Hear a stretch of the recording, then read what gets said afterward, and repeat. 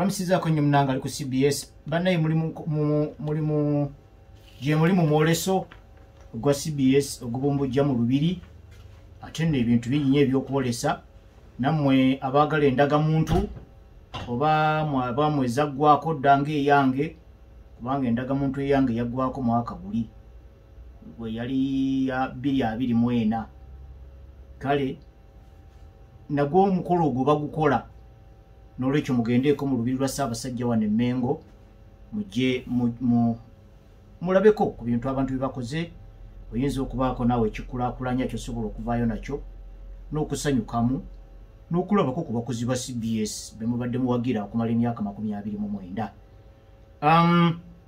Kayisa nnyo nno k'abatendesi kati akali mu muzannyo gw'omupiira nga tonnabagenda bweru wa Uganda eri okusanga ttiimu ya Brentford nga kasookanga Tottenham Hotspur egisosonkolamu omutendesi waayo Thomas Frank tebannafuna mutendesi naye na wano waffe mu Uganda wakyaliwo ebintu ebibuuzo ko ttiimu y'eggwanga the Cranes ttiimu y'eggwanga ya CHAN yafunye dda omutendesi Mole Byekwaso kwoteeka ne Fred Muhumuza abadde omu ku batendesi ba ttiimu eya Vipers ate nga ne ttiimu ya KCCA ebadde tinaba kuvaayo kukakasa mutendesi oba Jackson Magera abaddewo yanyweza oba baleetayo omulala awo wonna tewannabaawo kivaayo kati ate budda ku club ya Vipers Fred Muhumuza gy'abadde akolera emirimu gye nga ayambako ku mukulu Luyinda Ayala awo nawo tumanya oba bayinza okuzzaawo Fred Muhumuza omulala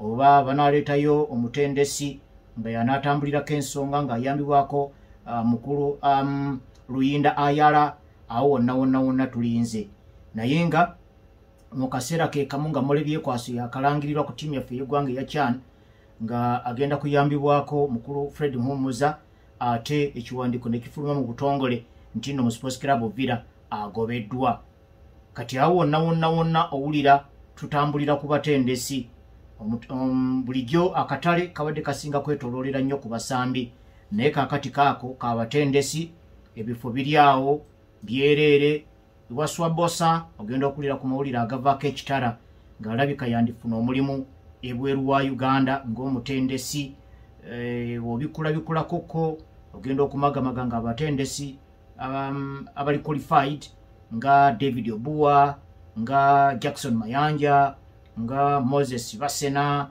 ne bannaabwe abalala nga tebalina mirimu kati waliwo ebifo ebitaliimu akola naye ate waliwo n'abakozi abatalina mirimu kati ensonga zino zonna bw'ozitunuulira bw'oti kiddayo ku mugaso gwa director of football oba sporting director eyo nno section tetunnaba kugifaako nnyo mu muzannyo gwaffe ogw'omupiira naye kamala okuyitiramuko director of football oba sporting director emirimu gye giba ki ekisooka strategic planning ono yavunaanyizibwa okubangawo okulondoola n'okuteeka mu nkola long term football strategy oba ya club oba ya ggwanga era ono ofisi ye yevunaanyizibwa okuteekawo oba okubangawo omukululo abazannyi bwe balina okuyita okuva nga bato okutuuka nga bakuze mu mupiira kitegeeza nti ayina okuba nga ayina obukugu wansi mu ofisi ye ekisooka ezuula omuzannyo oyo then n'amuteerawo ekkubo ery'okukula abasambi baffe abamu babuuka stages mu development office eyo eya sporting director oba director of football office eyo nkulu nnyo mu ggwanga ne mu football club kakati omukungu oyo oba mwami oba mukyala alina okuteekawo player development pathways kwegamba abaana mu balina okuyita ye yamanya nti kakati gwawe wootuuse nti olabika mu kifo ky'okgenda mu P3 ey'omupiira awo buuka ogenda mu P5 yasobola okumanya nti agwo obadde mu P3 ey'omupiira sigalamu ogyetegereze oba obadde mu P4 ey'omupiira kano ke kaseera katukwazikeko mu klabu endala klabu eno tukizudde yegenda okugattako ekyo kye tubadde tutasobola kuwa mu kana akaseera era aba ateekateeka ne olugendo lw'omuzannyi nti watuukira mu myaka bwe giti alina okuba ng'afuuse kino oba si kyo oyo akonye twalaba bubi oba katumuteekemu ekirungo gundi tuyinza kisanga mu mutendesi gundi n'olwekyo katumwazika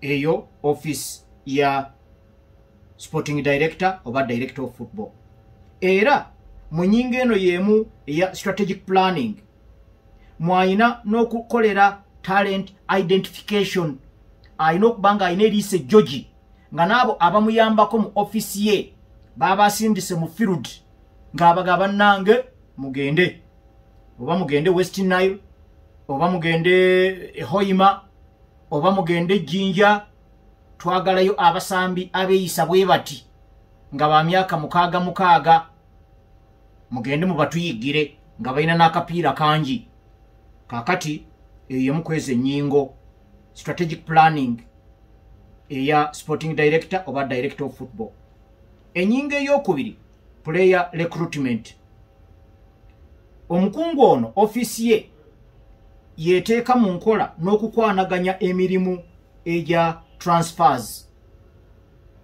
process yonna eya transfer scouting for new players negotiating contracts overseeing player acquisition and departures eyo yonna enyingo eri mu player recruitment omwami ono b'omukyalo ono ne ofisi ye nga ayambibwako abakozi ab'enjawulo abakugu ekintu kya player recruitment nakyo balina okukitunuulira be balina okutunula mu ndagaano z'abazanyi neyo neggwako kiseera bwe kiti naye twandimwetaaze ono ne bwagenda ajja kugendera ku free oba nti ono katumutundira awo aleme kugendera ku free tumuggyemu ke tumugyamu ebyo bwe bityo kakati ennyinga ey'okusatu coaching staff management omwami ono yavunaanyizibwa oba omukyala yavunaanyizibwa okuyungula abatendesi ng'amaze okusomamu oba okuwuliriza mukama we CEO owa club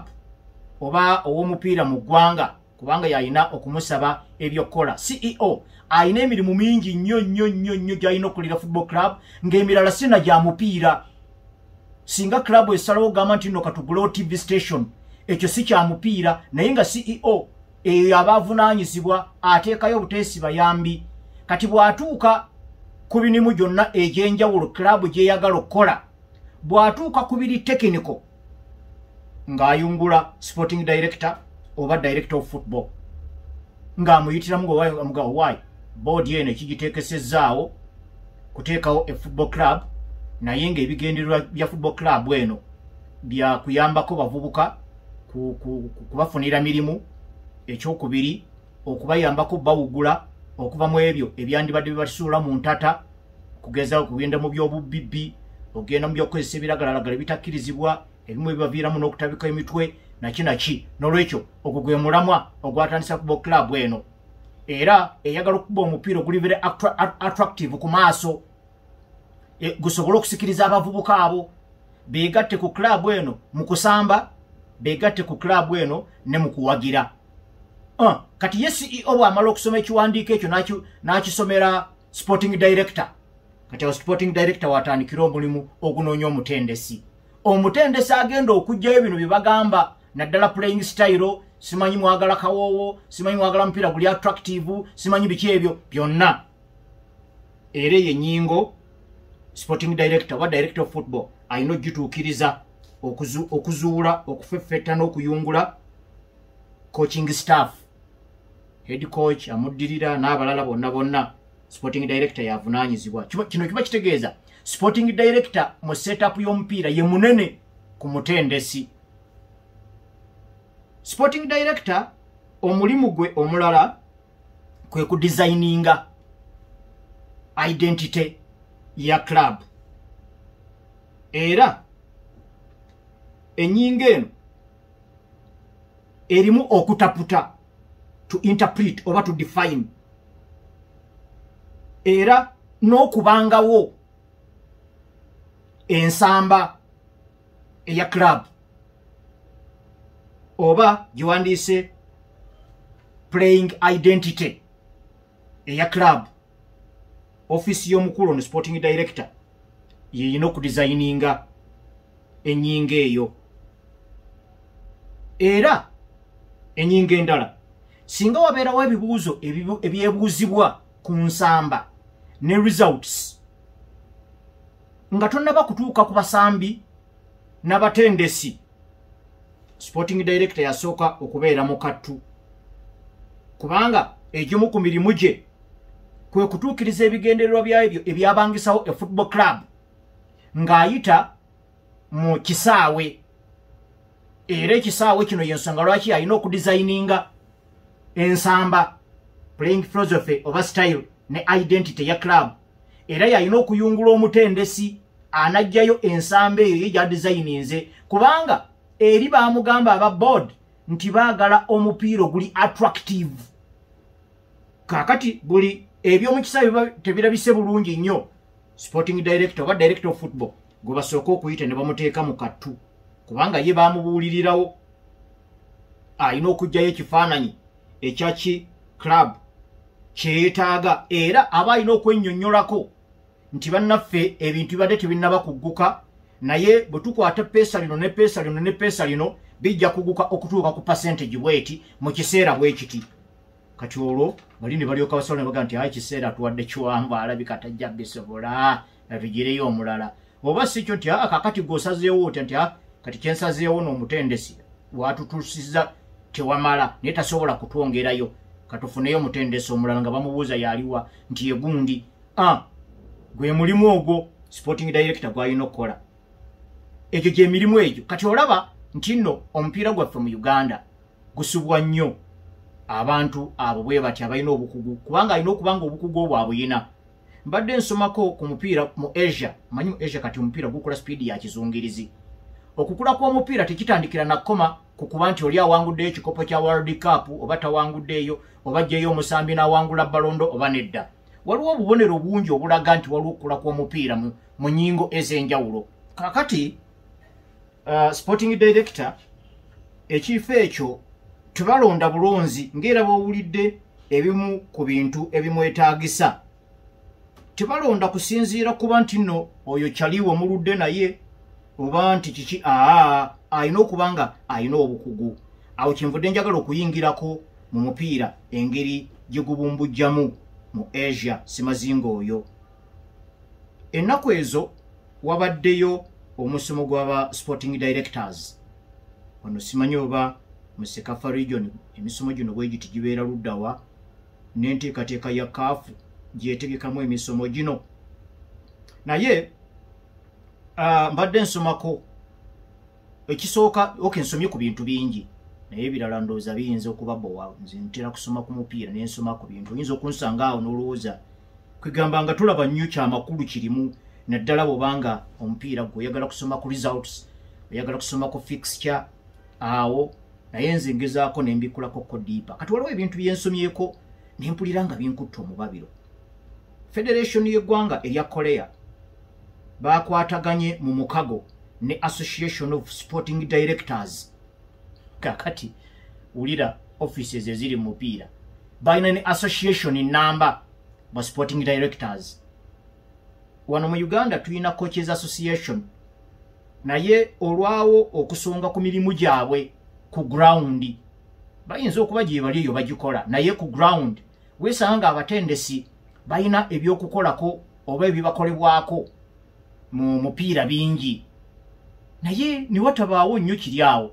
Kati wano coaches association nga mu kifaananyi kye tulimu wano mu Uganda, coaches association yandibadde yafulumiza dde ekiwandiiko Mole Byekwaso afuumuddwa mu Sports Club Villa. Endagaano yebadde eweddeko, ebadde sigaddeko kyenkanaki. Wabaddewo obujulizi obulaga nti yandibadde aliyirirwa oba Mole Byekwaso kiryokke engeri gye yafunyedde omulimu gwa ttiimu y'eggwanga. Ekyokubiri, waliwo Fred Muhumuza afunye omulimu ogwa tiimu y'eggwanga ekyo kibanga kugenda mu maaso naye abadde ayina endagaano ne Vipers yo Vipers badde kyetaaga services ze ekyokusatu abatendesi abatalina mirimu naddala ejja coaching kuba abatendesi bano batera okukola ebintu ebyenjawulo abalala bagenda mu bulimi abalala ne bagenda mu bulunzi abalala nga ba Abdallah Mubiru musajja munnamawulire mugundiivu oyinza okutandika okusomako mu mpapula z'amawulire nga fulumiza column kegamba ng'ogyeko ebyo omulimu ogwa coaching abantu nga ba Moses Basena ba David Obuwa tebalina mirimu.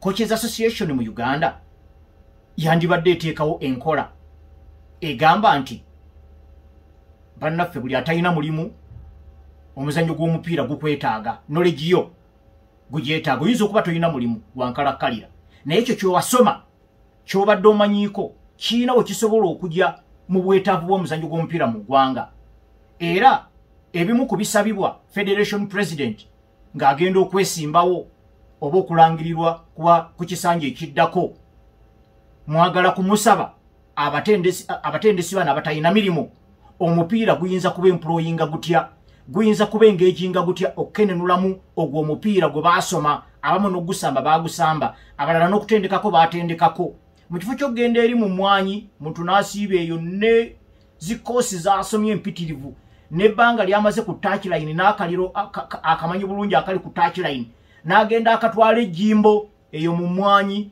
ng'ali mu kunoga okulima n'okunoga emwanyi si kibi naye omutendesi n'obwetaavu bw'omuzannyo gw'omupiira omutendesi ali qualified alina okufunibwa wakolera omulimu either ku kafi akatonotono oba ne bwe kyandibadde kya bwannakyewa naye ne kiba nga kiri designed nga kiri organized under obukulembeze bw'omuzannyo gw'omupiira mu ggwanga.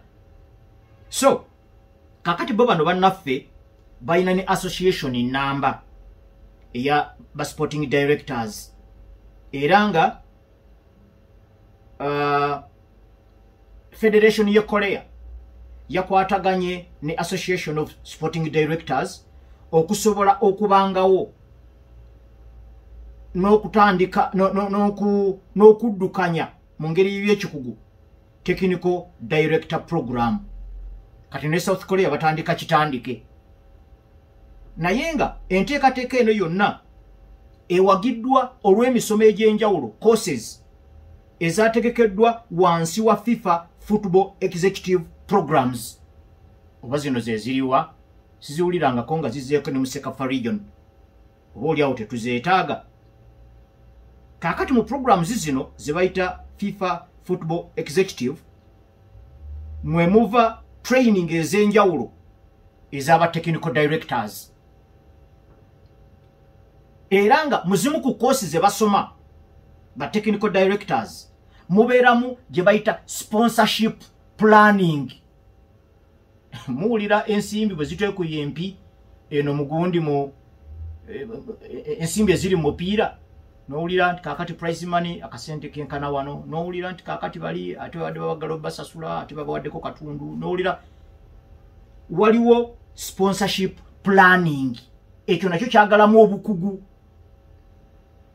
si kunoonya bunoonya bavujjirizi kubanga ekyo mu Uganda tukirina naye planning eya sponsorship eyina okuteekebwateekebwa mu courses ezisomebwa football director oba director of football era nga mulimu ne revenue generation kati zino ze ziringa lessons ez'enjawulo oba topics ez'enjawulo sponsorship planning revenue generation tebereza bino biwuliranga ebyensimbi naye olw'okuba muzannyo gwa mupiira gwe guyina okugeneratinga ssente zino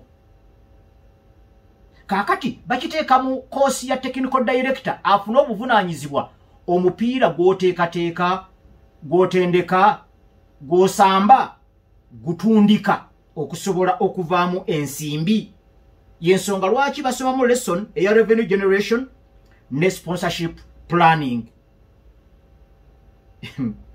kati emisomo gino FIFA egikola wansi wa FIFA Football Executive Program nga bali wamu mu mukago ne International Center for Sports Science Studies oba CIES.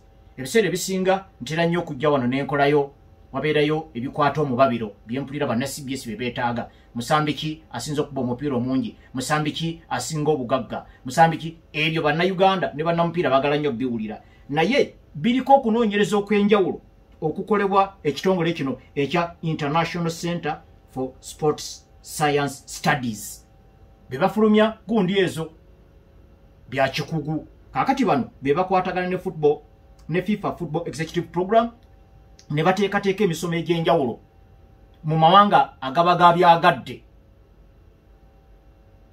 mu okusobola okuteekateeka okusomesa n'okuyungula ba sporting directors oba ba director of football.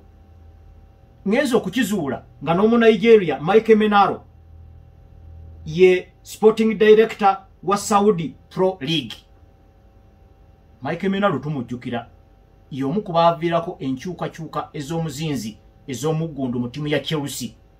Awo gundi Romano Abramovich we yafuukira ensonga mupiira gw'e Bungereza. Mike Menaro yaliyo nga sporting director era fena twalaba omulimu gwe yakola. Kakati yakwasibwa okubeera sporting director owa Saudi Pro League. Kakati oba owa Uganda yaliwa oba office weeri eya Uganda Premier League.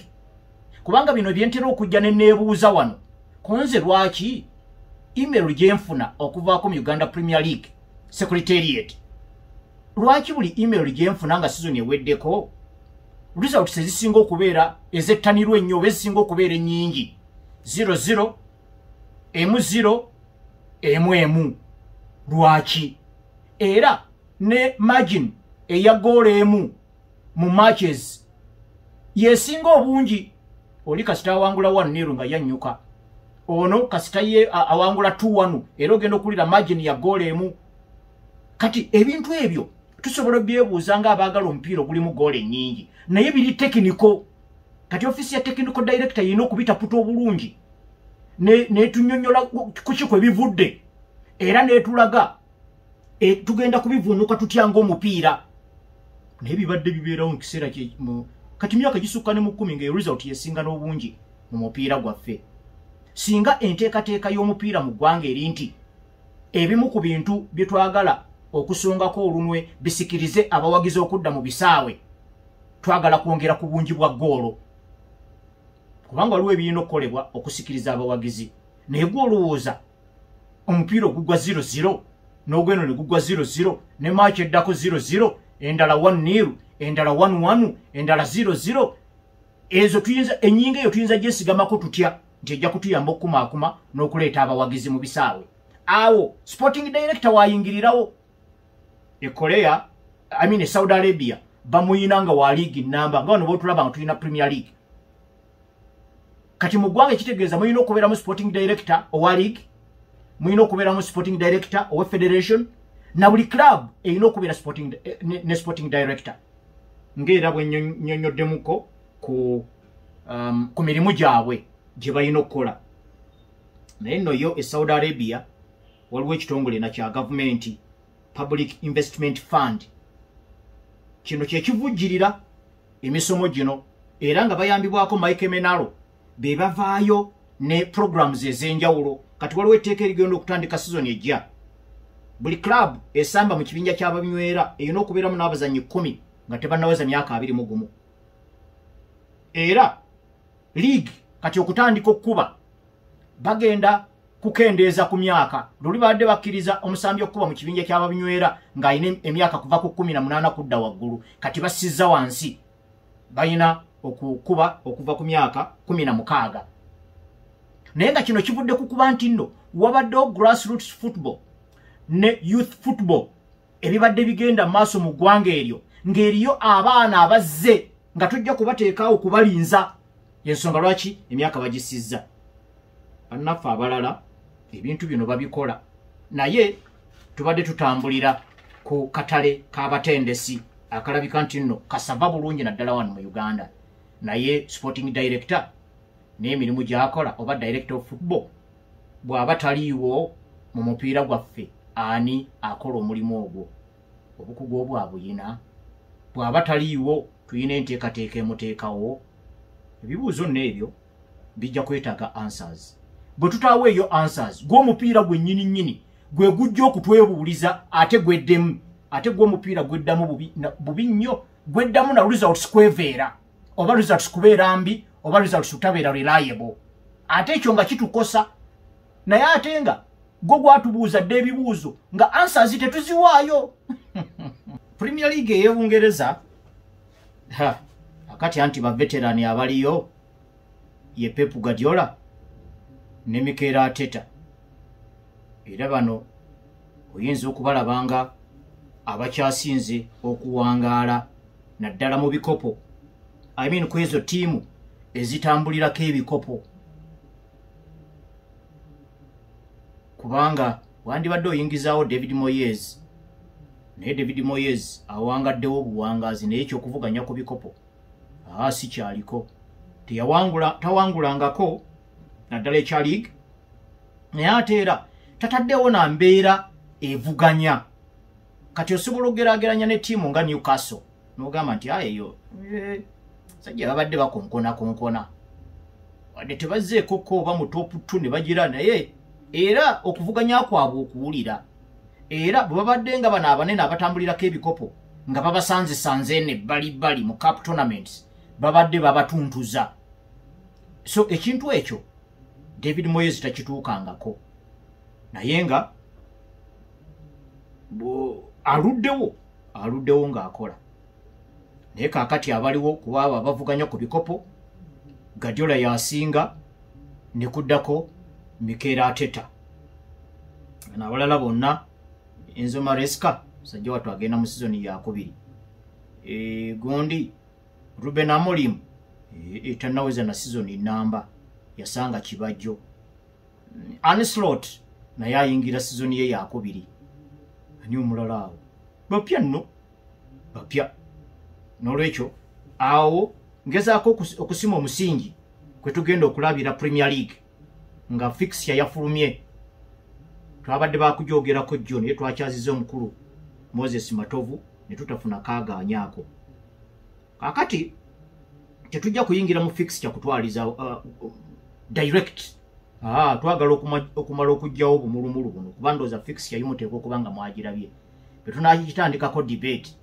ne bwe tutapapa kubanga ebyaffe era nga bulijjo bijja kubeera byanjawulo naye ffenna tukimanyi nti nno eno egenda kubeera sizoni ya 34 kasookanga Premier League etandika era Arne Slot sizoni ewedde ye manager omudaaki eyasookedde ddala okuwangula ku Premier League eno era yenkanankana n'omujamani Germany naye ye naye omutendesi omu yali awangudde ku Premier League ye Jurgen Klopp ekyewuunyisa bano bombi batiimu eno eya Liverpool eryo ne gundi Manuel Pellegrini Pamonti ono enzaalo ye Chile eyawangula Premier League mu ttiimu ya Man City 2014 oyo naye enzaalo ye Chile era naye ali omu ne Spain ino naye omutendesi ali omu yali abawangulidde ekikopo ye Pep Guardiola byewangula 2018 19 2021 2022 2023 ne 2024 Mikel Arteta mu Spaana munne yabadde ayina omukisa okuteekawo mu Spanish omulala nga mutendesi okuwangula ku Premier League eno naye ekyabadde kiteeberezebwa si kyekyalabiseeko era Arsenal enneeyisa gye yeeyisizaamu sizoni ewedde eyinza okujjukiza Arsenal ya 2016 wansi wa Arsene Wenger nga abanene bonna abatambulirako ensonga mu kuvuganya ku kikopo nga bonna bayiise VV omuntu yenna yandibadde atunuulira Arsene Wenger ne Arsenal kuba Arsenal yali era erakasidde ng'eyingidde emyaka 12 nga tewangula ku kikopo mulingo olowooza bagenda kusitula ennyonta ey'ekika ekyawaggulu n'ogezaako okuteekawo ensamba eyinza okusiibula legendi waabwe Arsene Wenger yaba naye musajja atujja wala n'olwekyo kanyukire on a high nga Ferguson bwe yanyuka 2013 naye 2016 eyo nga n'omusajja omutendesi eyali tamanyikibwanga nako mu kuwangula bikopo ono gundi Claudio Ranieri ng'agenda ayisaawo awo mpola mpola kabalaza ng'ayisaawo Leicester City, Chelsea, Man City, Man United, Tottenham Hotspur bonna nga bafukamidde bwe bati eyandibadde opportunity. Kati ne kuguno omulundi wansi wa Mikel Arteta nga wayise emyaka nga 9 kwekyo ekyabagwako 2016 Mikel Arteta abadde asitudde ttiimu eno season 2 eziddiringana nga bavuganya ku kikopo. Mulingo olowooza n'okwandibadde kwagaliza oba butayagaliza, era muli olowooza nti nno ono abadde ekintu akiyuyizaako kati asigazza ku kibunduggula kigwo. Obwo obujulizi bubaddewo. Laba ate obujulizi obwokubiri obuyambako nabwo ne bujja. Chelsea ng'eyuga eri mu rebuilding. Liverpool ereta mutendesi mupya atamanyikiddwako na Bungereza. N'okusambirayo teyasambirayoko, ajja Bungereza mulundi gusooka. Gondi Man City neyiike VV. Era Arsenal yennyini yagiraga nti nno tekyasobola. Man United neyiike VV. Kakati awo nga kizibu nnyo okusonga ku muntu omulala yenna. Naddala ko Arsenal engeri gye badde yeeyisizaamu season ziri 2 eziyise. Labani Suloti bwe yazze nga terina amumanyi, najja n'ayitawo kabalaza, buli muntu yenna agamba wa tasobola era agizeeko awanguddeko naye era mulinde. Era tugenda okulaba omusajja gwe tulinda okusuula ng'omusajja tasuula, ate nga abatasuubirwa kusuula be basuula. Tugenda okulaba Man City yongera kuvunda, Man United yongera kukkirira ku table, Chelsea nga terina mutindo gufaanagana, Spurs ng'ekkirira kakati ng'alinga aliwo Arsenal. Liverpool neekuuma omutindo gwayo, oluusi neewangula Narole, oluusi neewangula nga ensambe ebadde tematiza kimala, naye ng'efuna obubonero. Gwe musuubira okugirogera okola nti awali draw, babadde bagiraawo ne babakubako ekolayiza nga guggwa. Kati ate ekikopo tekyagenze eri. So season eyo ewedde olowooza nti nno omusipaana omulala yandibadde yeegatta ku Pep Guardiola mu kuwangula ekikopo ekya Premier League. Naye Pep Guardiola Spain agikiikiridde bulungi, myaka 9 ebikopo 6, awo si wabi. Naye ate ekyo tekitegeeza nti abasipaana abalala beesuulireyo gwa Naggamba. Naggamba mumanyi kye yakola? Alennyumyamu ne mukulu Sali Damascus. N'ebintu ebisinga ebyo buli njogera mu Luganda eyinako ennono yaayo, eyinako kwe yasinziira. Kati namubuuza ko nze waye Naggamba oyo yakola oli Naggamba yawoomerwanga omwenge n'akunakuna nti ye. Ne ku lunaku lwe yagenda okwanjula omukyala ekyamuyamba baamumuweerawo ne bamugamba mutwale.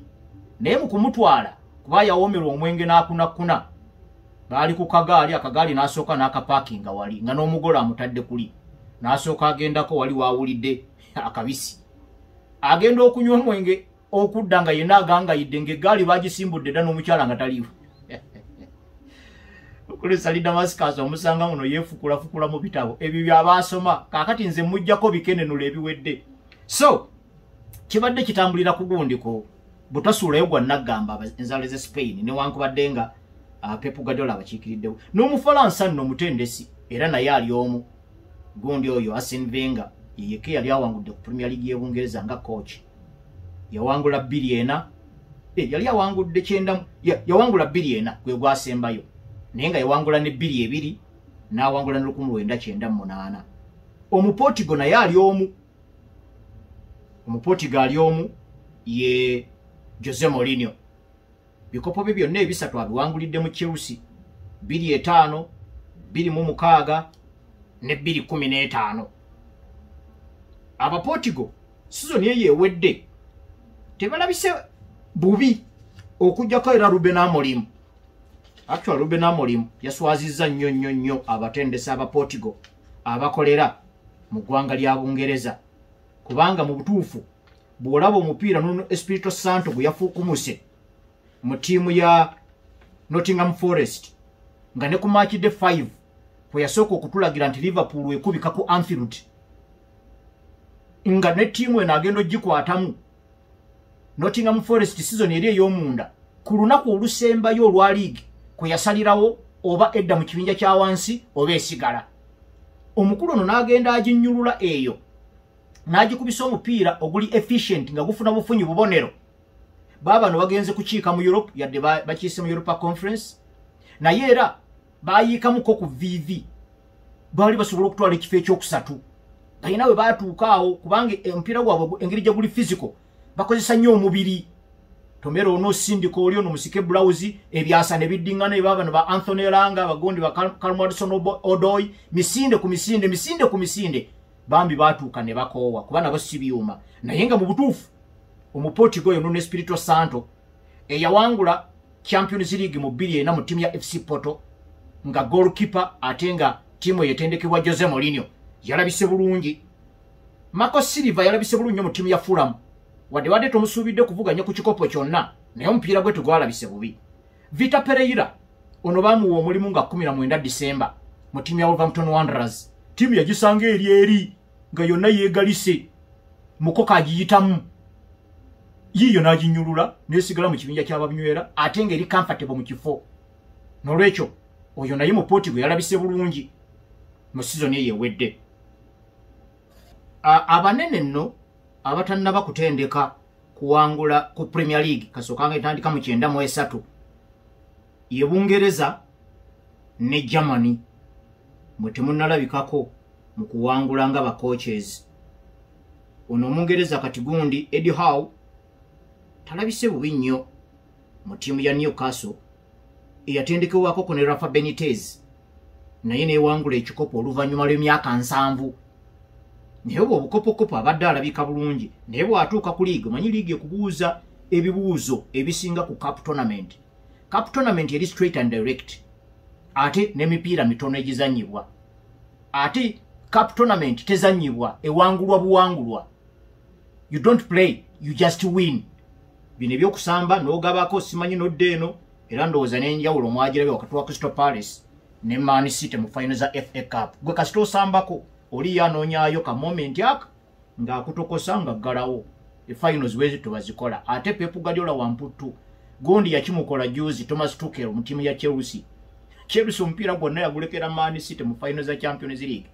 Goal yali obane ne yono gundi oba yali Kai Havertz kati ali mu Arsenal ng'ate tebiggwa ng'oli awangula era ajja kwogirwako nga Champions League winner ne medal agirina. Gwe ng'oddaawo nti twabadde tugaba ate nono n'addiza ku ono eyo emboozi etera kusigala mu bawagizi abatiimu eyo yennyini towaayo abasajja baatukuba naye twabagaba akapiira. Byebyo Bayern Munich byakola 2012 era nga bazanya Chelsea ng'etendekebwa Roberto Di Matteo. Baba Chelsea munnange Di Matteo n'okuva olwo tafunanga mulimu gunoga bw'obanga oli wakutwala Champions League win okugitwalanga omutendesa agitutte nti mulungi nnyo. Magamaga Roberto Di Matteo na kaakati oyinza okuba tukyamuwuliza naye nga Champions League medal agirina.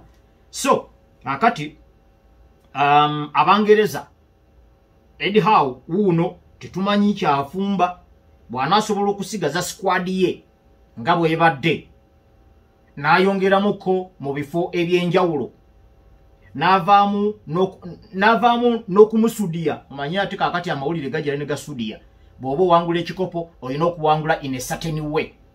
Kaakati bw'odda mu by'okuwangula in a certain way awo ayinza okusemba nakyo yakube mupiira gwe gw'abadde akuba abeere consistent akole ebintu ebifaanagana over a long period of time ajja kufuuka champion.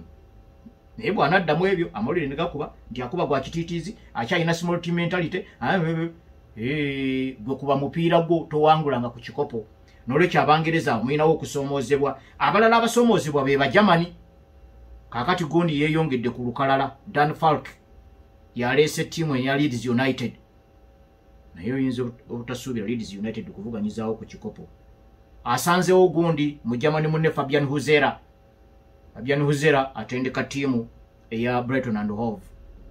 Abo ng'ogyeko okuba nti ba Giant Killers tebannaba kufuuka ba Giants themselves. So bwebabalira ku kikopo bayinza okukiwangula naye gwe abateebereza nti bajja kiwangula oba oli bubezi of ambitious tebana bakuleetawo obujulizi bulaga nti basobola okuwangula ekikopo n'olwekyo ago ge mawanga abiri amanene mu mupiira nga tegannaba kuwangula Premier League. Yani omulala wanguddeyo ndoza era tusembyayo Sir Alex Ferguson oba kale Scottish bali babiri abaali bawangudde ku Premier League ye Sir Alex Ferguson emirundi 13 ne Ken Dalglish yali atendeka timu ya Blackburn Rovers mu 1995 wadde wakati wa 95 ne leero Blackburn Rovers nzibu yakuwuliza naye waakiri ekikopo bakiina omuscottish oyo Ken Dalglish yabatendeka n'abatuusa ku kkula eryo. Tulinze bulinzi kulaba eno season egenda okutandika ani Mungereza oba mu Germany yawangula ogusooka Scottish bagenda kweyongeza kuba bakyasinza okuwangula. Ferguson abakiikiridde bulungi n'ebikopo 13 kati balina 14 bongerako ekyo 15 oba n'abeera mu Portugal naye mu Portugal banaabazza ajja kubeera wakubiri kubanga Jose Mourinho yakiikiridde Portugal n'ebikopo ebisatu kati naye mu Scottish ki kubanga tukirabye Ruben Amorim yadde ali mu kifo ekya club eyettanira era eyimiriddewo mu byafaayo byayo ku kuwangula akapiira ke yakuba season ewedde kayinza okubeerera akazibu okeesibako n'ogamba nti okusinziira ku bibaalaga season ewedde season eno munaabawulira okujjako nga naawe oli bubezi overambitious naye yo waliwo mu Portugal omulala ali awali omuzinzi Marco Silva Fulham Nuno Espirito Santo Nottingham Forest ono ayinza n'okutaataaganyizibwa ennyo kagenda okukiika mu Europe ajja kuba ayimbagatanyiriza ebintu bingi naye juzi yali asindiikiriza lwakuba okusindiikiriza okwo kwagira neko oba anaabeera mudaaki nga yakiddamu kubanga abadaaki baakawangula kimu era kyekya Ancelot kyeyawangudde juzi oba anaakiddamu awo tugenda kulinda bulinzi. Abafalansa bakendedde mu kutendeka Bungereza. Arsene Wenger yasemba okubakiikirira obulungi ennaku zino ndaba gundi Valerian Ismail naye ataatendeka Blackburn Rovers eri wansi oyo tomusuubira. Abafalansa nno namwe mulina okwerwanako. Arsene Wenger we yava Abayitale baawangulako onugundi Calancelotti onugundi nono yaliko mu Man City Abayitale bo baawangulako naye kusomooza kw'amaanyi eri Abagermany n'Abangereza liigi yaabwe ku bwabwe naye tebagiwangulangamu. So ekifaananyi okutwaliza awamu liigi ey'omulundi ogwa34 bwekyo bwegenda butandise ogitunuuliramu. Kati okutandika n'olunaku lw'enkya ate tugenda kunoonyaayo ku ensamba eneekyukamu eneesigala nga bwebadde eneebeera ya kintabuli nga tutunuulira liigi yonna okutwaliza awamu kubanga buli liigi ebeera ne national identity. Omupiira okutunuulira butunuulizi n'ogamba omupiira bagokuba Kigermany oba tutunuulidde ttiimu ya ggwanga yokka naye oba omanyi ennono ya liigi ya Germany n'ogamba ensamba ya Kispanish n'omanya nti nno wadde nga buli club ebeera n'ennono yaayo individually naye wabeerawo general identity kw'osobola okwawulira omupiira gw'eggwanga erimu ku ggwanga eddala. N'olwekyo n'omupiira gw'Ebungereza tulina kye tugumanyiiko ekyo nja kukyogera enkya. We tujja okwebuuliza ekibuuzo kinaasigala nga basamba bwe batyo kinaakyukamu oba kinaabeera kintabuli. Tujja kubireeta facts ne figures ne statistics tuteekemu n'ebirowoozo byaffe tindowooza nti nno bijja kubeera bya mugaso nga tetunnaba nno kuyingira nti gundi aggulawo ne gundi kubanga ebyo mwabitegeddedde abamu muyina ne internet mu bibatu byammwe gundi aggulawo ne gundi naye zino ze zimu ku nnyingo ze tulina okutunuulira era tujja zikwatako mu kaseera akaazo. Mugisha Atanansi ogamba otya musajja wa Arsenal ndabira ku mukulu Umaru Kibombaawo ku City Cafe mugambe yansuubiza fishi yange fishi eyo tetuukanga kiki Mugisha omwana oyo Umaru muwe kachopa kaleete wano fishi yange wano emanju wano gundi wa Masengeri chope inako weija ejeti